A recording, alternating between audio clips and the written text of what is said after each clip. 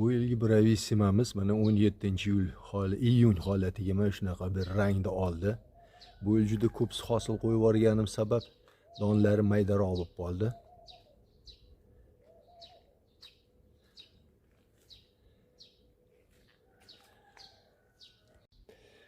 Donni uzdim, mana endi bo'lsa bir 4-5 gram kelsa kerak. Ta'mini ko'raman. Bismillah.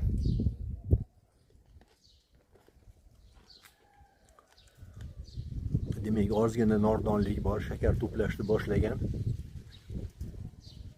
Shu holatda endi dasturxonga balki qo'ysa bo'ladi. Lekin mazza qilib hali bor uzum yeyilishiga. Demak, mana u eng katta doni bo'lib turibdi. O'zi asli ko'pi shunaqa bo'lishi kerak buni, bravissimani. Mana bu yerda mana bunaqalari. Xullas kalom erta pishdi. Aytgandek, bu kishmish bu. Do'stlarim. Bu daneksiz hozir.